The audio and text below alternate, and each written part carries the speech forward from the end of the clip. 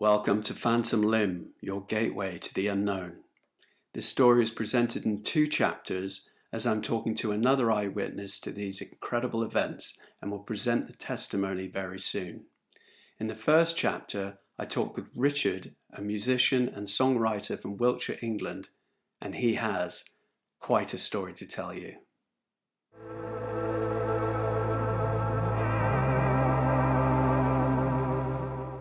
So we're going to go back to the late 80s, maybe 88, 89.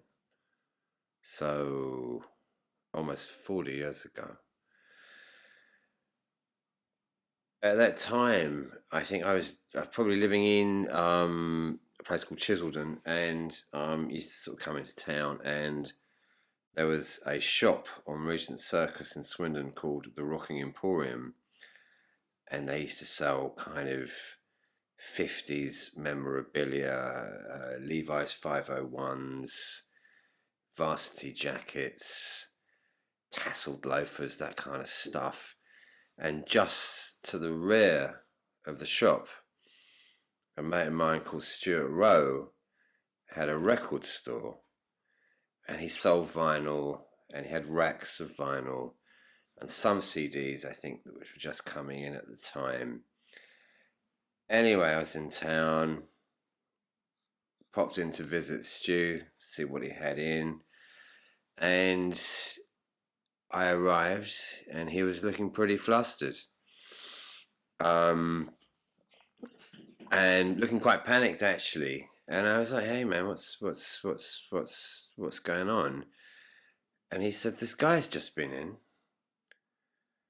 And he was just standing there, and there was a weird atmosphere.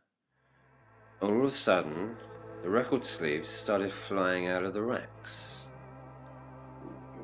And I'm like, that's a bit strange, that's a bit weird. And he really was white, you know, he was pale, like he'd had a scare. And he said he told the guy to stop it, and then just more record sleeves started flying out of the racks. And I was slightly yeah, whatever. And I said, "What did he look like?" And Stu said he had dark hair and a hair lip. And I'm like, okay, whatever. So we spent kind of 10 minutes chatting about, I don't know, some sort of New York Dolls reissue or some Johnny Thunders recording that had just been released. And then I went, didn't think anything more about it. Then a couple of days later, maybe a week or so later, I came into town and pulled into a garage in Old Town to fill up my car. It's opposite a pub near the co-op.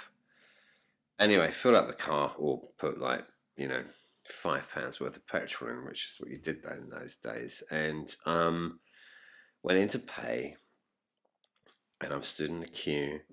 And I get to the counter, and all of a sudden, there's this bang on the counter, and it's a coin. Bang. Just bounced off the counter. And then another one. Just bang. And it bounced off the counter. And the guy at the cash desk was kind of going, "What the hell?" And we're kind of, what the hell? And he's looking kind of up. And he said, "Oh, it must be coming from the offices upstairs." And there's no way that could have happened, because you can't throw a coin out of an office and it, lands on a counter. It came from the ceiling? Yes. It came from nowhere. And then there were like 3 or 4 more of them. And both looking at each other. And I paid my £5 or whatever. And he was freaked out. I was freaked out. It's like, what the hell? How many of these coins fell onto the counter? I'm going to say maybe 10. And with some force, and they bounced off. Bang, bang, bang. So I paid.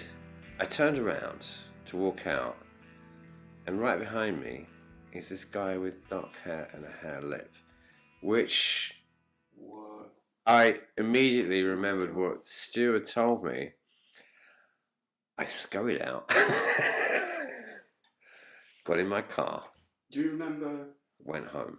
So, can you describe this gentleman a little bit more? So he had a hat, like clothes, and a hair lip. He had a hair lip. That was the distinguishing feature. I would have said he was shorter than average. He had dark hair, maybe black hair, that was medium length.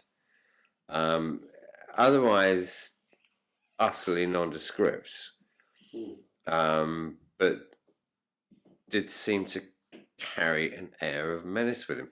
And anyway, so kind of next time I was in town, I drove down to see Stu at his record shop, and I said, I think I've seen this guy, you know. And Stu said, well, other people have as well. There used to be a shop called Yankee Sports. I don't know if you remember that. It was in the old Brunel. And again, they used to sell kind of baseball stuff and whatever. He'd been in there, and he left, and the strip lights on the ceiling were full of like 10 and 20 pound notes. It's the most bizarre thing. And I just filed it under kind of the unexplained and didn't really think much more about it, frankly. Bizarre. Yeah, looking back, it was entirely bizarre. I have no explanation. So this is what happens to this guy when he's just walking around randomly. Oh my gosh. Yeah, and creating havoc for kind of local shopkeepers, and I don't know. I mean, perhaps that's a normal day for him. No, regular day at the office. I don't know. I don't know. It was very, very peculiar, but I can remember it That like is it was really strange. like it was So yesterday. strange. It was very, very odd. And I don't have any kind of explanation. The coins that hit that counter, they couldn't have come from anywhere. There's no way they could have come from the offices above, because... What a strange coincidence as well that it was only a week previous that you'd spoken. Yeah. I mean, yeah. I mean, Stu looks... And then you are a part of the same story, Yeah. so to speak. Yeah, absolutely. I think when I went down to the record shop and Stu looked... Yeah, he looked really kind of confused, anxious, bamboozled, scared, and just utterly kind of... Maybe it just affects guitar players. This guy affects guitar. He's a guitar player, isn't he, Stuart? Stuart is a guitar player. Guitar player. Yeah, Stuart's a very good guitar player. And maybe it affects very good rock and roll, bluesy guitar. Yeah, I think guitar players are haunted by a lot of things, but maybe not necessarily by a man with a hair lip who does tricks with money. I don't know. I really don't know. I have no explanation for it. But that's fantastic. That is extraordinary. That story. That is amazing. Well, you're going to talk to Stuart, aren't you? Yeah, we're gonna chat with Stuart, see if we can ask him to come in and give his side of the story, because this is really spooky as hell.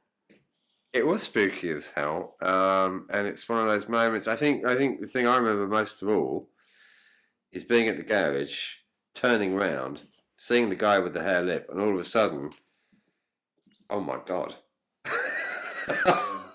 But I didn't feel scared. That's the thing. I didn't feel scared. I just felt kind of, wow, this is kind of very strange. I guess we'll just end it there, and if you can think of any more stories, do tell. Do let me know, and we'll have you on again.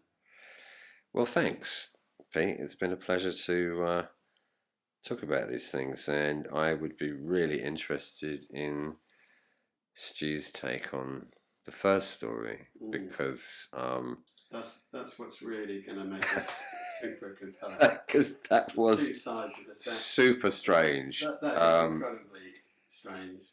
I mean, the coincidence. I can't think of an explanation. I can't think of an explanation. Yeah, I mean, aside from the guy himself, who's this strange man, with the hair lip, you got to take into account the coincidence of you experiencing and being in speaking to Stuart in his shop, and a week later it happens to you. I mean, that is. Yeah, I mean that's. I think I'd never really thought about that actually. To be honest with you, that's a strange coincidence in itself. Maybe it was. I don't know. Yeah. Who knows? Okay. Who knows? Well, thanks so much, Richard. You're welcome. And I'll see you again soon. Stay safe.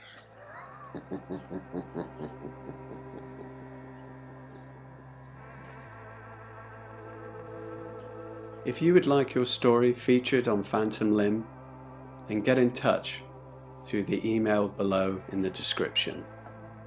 Don't forget to like and subscribe as well. See you on the next one.